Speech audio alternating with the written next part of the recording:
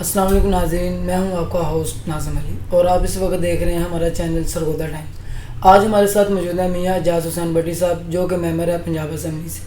آئیے ان سے گفتگو کرتے ہیں اور ان سے پوچھتے ہیں کہ موجودہ سیاست کی جو صورتحال ہیں اس کے بارے میں ان کا کیا خیال ہے۔ السلام علیکم۔ وعلیکم السلام۔ میاں صاحب کیا حال ہے؟ الحمدللہ جی۔ جی میاں صاحب، میرا آپ سے یہ سوال ہے کہ آپ کا سیاست میں آنا کیسے ہوا؟ میری پوری فیملی سیاست کے ساتھ وابستہ تھی، تو وقت کے ساتھ ساتھ میں بھی سیاست کے ساتھ منسلک ہو گیا۔ میاں صاحب ایک اور سوال یہ پوچھنا ہے آپ سے، آپ پہلے پی پی میں تھے، آپ کا مسلم لیگ نون میں آنے کی وجہ؟ میرا پی پی کے ساتھ کوئی تعلق نہیں تھا، 85 سے میرا تعلق مسلم لیگ سے، میری پوری فیملی مسلم لیگ کے ساتھ وابستہ تھی۔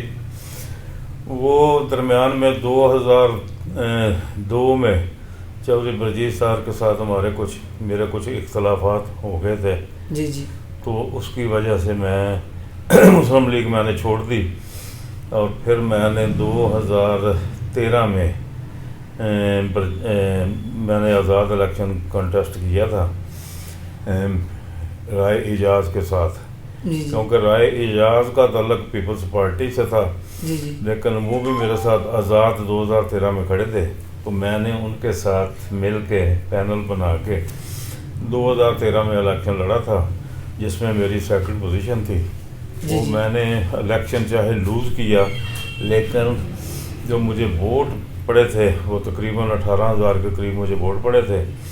ان ووٹوں کی وجہ سے ہی میرا پھر 2016 میں چودھری برجیت صاحب کے ساتھ صلح ہو گئی، اور 2018 کے جنرل الیکشن میں چودھری برجیت صاحب نے مجھے مسلم لیگ نون کے پلیٹ فارم سے ٹکٹ لے کر دی، اور میں نے 2018 میں الیکشن لڑا، اور اللہ کے فضل و کرم سے میں جیت گیا۔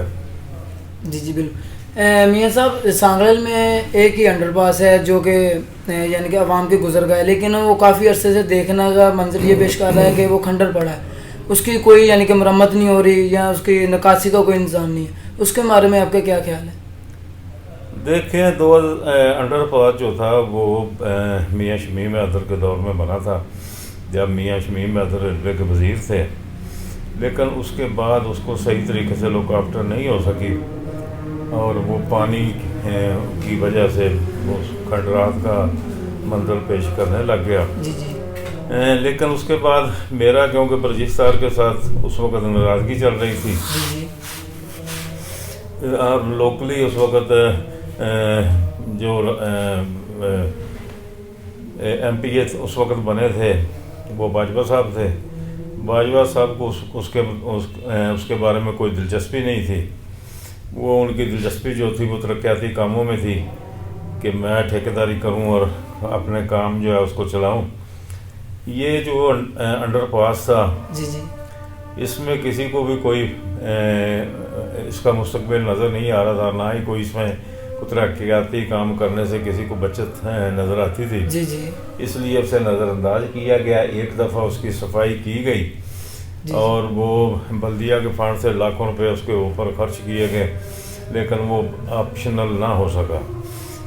یہ ہمیں اب اس کے بارے میں 2022 میں جب مسلم لیگ نون کی دوبارہ حکومت بنی، تو میں نے اور برجیت صاحب نے دیکھا کہ ابھی فوری طور پہ ہمیں تو کوئی فنڈ جاری نہیں ہوا، تو یہ ایک کام ایسا ہے کہ اس کو ٹرائی کر کے دیکھتے ہیں، اس پہ خرچہ بھی کم آئے گا، تو اگر یہ ممکن ہو سکا تو یہ آپشنل ہو جائے گا۔ جی میاں صاحب، جو سیاست کی صورتحال چل رہی ہے اس وقت، یعنی کہ مقابلہ تو ٹاکرے کا ہے، کیا اس وقت مسلم لیگ نون جیت سکے گی؟ انشاءاللہ مسلم لیگ باز اکثریت سے جیتے گی، وہ اس لیے کہ لوگ سمجھتے ہیں کہ مسلم لیگ نون ہی واحد ایک ایسی جماعت ہے جو ملک کو بحرانوں سے باہر نکالے گی، اور جس کی مثال آپ کے سامنے ہے کہ مسلم لیگ نون نے میاں شہباز شریف نے تیل کی قیمت کم کی، حمزہ شہباز شریف نے بجلی 100 یونٹ جو ہے غریب آدمیوں کے لیے فری کی، اور یوٹیلٹی سٹور سے 10 کلو آٹا اور گھی جو ہے وہ تھوڑا سا سستے داموں میں مل رہا ہے۔ تو یہ سارے کام پی ٹی آئی کی حکومت بھی کر سکتی تھی، لیکن ان کا کام جو تھا وہ عوام کو ریلیف دینا نہیں تھا، ان کا کام تھا صرف عوام کو ذلیل کرنا۔ جو انہوں نے خوب کیا. ان میں قائدانہ سائیدوں کا فقدان تھا. تو یہ جو کیونکہ پہلے حکومت کے ساتھ وابستہ رہے ہیں میاں شہباز شریف, میاں حمزہ اور میاں نواز شریف, ان کے اندر وہ قائدانہ صلاحیتیں موجود تھیں جو ایک حکمران میں ہونی چاہیے. تو اس کے جب یہ حکومت آج سے 2 ماہ پہلے مسلم لیگ کو ملی تو آپ کے سامنے ہے کہ مسلم لیگ نے اپنے طور پہ بہت ساری چیزوں کو کنٹرول کیا. انشاءاللہ 2-4-6 ماہ کے بعد یہ مکمل طور پہ سب مہنگائی کے اوپر جو ہے وہ کنٹرول کریں گے اور پاکستان کے عوام کو انشاءاللہ ریلیف دیں گے. اچھا میاں صاحب, سانگلہ کی عوام کے لیے کوئی اسپیشل پیکیج لا رہے ہیں آپ؟ دیکھیں, سانگلہ کی عوام کے لیے ایک تو پیکج ہے وہ ایکسپریس وے کا اور ایک اوور ہیڈ برج, کیونکہ جو لوگ ریلوے لائن, آدھا شہر ریلوے لائن کی دوسری سائڈ پہ ہے, آدھا شہر اگلی طرف ہے.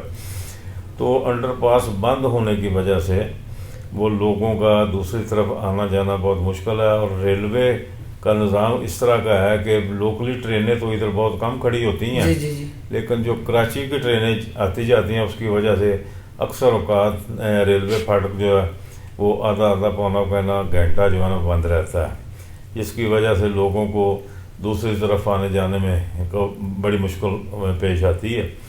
تو ان کے لیے انشاءاللہ ایکسپریس وے وہ میاں نواز شریف صاحب نے سانگلہ میں اپنے 2018 کے انتخابی جلسے میں اعلان کیا تھا. انشاءاللہ بھرپور طریقے سے کوشش کر رہے ہیں کہ اس کے اوپر کام شروع کروایا جائے اور اوور ہیڈ کے اوپر کام جو ہے وہ شروع کرایا جائے. اور انشاءاللہ یہ اگلے ماہ میں ہمارے فنڈز MPA-MNA کے جاری ہوں گے تو اس کا پرماننٹ حل جو ہے وہ انڈر پاس کا, اس کے پانی کی نکاسی کے لیے فوری طور پہ ایک نالے کی ضرورت ہے. بالکل. تو وہ جو کروڑوں روپے کا پروجیکٹ ہے انشاءاللہ فنڈ ریلیز ہوں گے تو نالا بنے گا تو پھر یہ 100% انڈر پاس جو ہے وہ بھی فنکشنل ہو جائے گا. میاں صاحب, مسلم لیگ نون مہنگائی کے لیے یعنی کہ مارچ کر رہی تھی, لیکن دیکھا جا سکتا ہے کہ 2 ماہ میں مہنگائی جو ہے نا بہت زیادہ ہو چکی ہے, اس کے بارے میں کیا ہے؟ دیکھیں, جب عمران خان صاحب حکومت چھوڑ کے گئے ہیں تو جو معاہدہ انہوں نے IMF کے ساتھ جو مہنگی شرطوں کے اوپر انہوں نے معاہدے کیے تھے تو انہوں نے ان کے ساتھ IMF سے یہی وعدہ کیا تھا کہ ہم تیل کو 250 سے اوپر لے کر جائیں گے. لیکن جب انہوں نے دیکھا کہ ہم تو ہر صورت میں فارغ ہیں تو انہوں نے 50 روپے پٹرول کی قیمت کم کی, صرف اس لیے کی کہ جس طرح ایک پنجابی کی مثال ہے نا, نہ کھیڈاں گے نہ کھیڈن دیاں گے. وہ انہی شرطوں کے اوپر عمل کرتے ہوئے انہوں نے پٹرول کی قیمت جو ہے 50 روپے کے قریب کم کی, جس کی وجہ سے IMF جو ان کے ساتھ ناراض ہوا اور ابھی تک ان کے IMF کے ساتھ سیٹل جو ہماری ہے وہ سیٹنگ نہیں ہو سک رہی. اور شاید 2-4-5 دن کے اندر IMF کے ساتھ ہمارا معاہدہ پاکستان کا ہو جائے گا. تو پھر انشاءاللہ جب ہمیں فنڈ جاری ہوں گے, پہلی جو پریشانی ہے وہ یہ ہے کہ جو پہلے قرضے لیے ہوئے ہیں ان کی قسط جو ہے وہ ادا کرنی ہے. جب قسط ادا ہو جائے گی تو انشاءاللہ پھر ڈالر بھی تھوڑا سا نیچے آئے گا. جب ڈالر نیچے آئے گا تو اس کے ساتھ باقی بھی مہنگائی جو ہے وہ کسی حد تک کنٹرول میں آئے گی. جی بہت شکریہ. ہم موجود ہیں میاں اعجاز حسین بٹی صاحب کے پاس جنہوں نے اپنا قیمتی وقت نکال کر ہمیں اپنا وقت دیا. ملتے ہیں اگلی ویڈیو میں, دیجیے ہمیں اجازت. اللہ حافظ.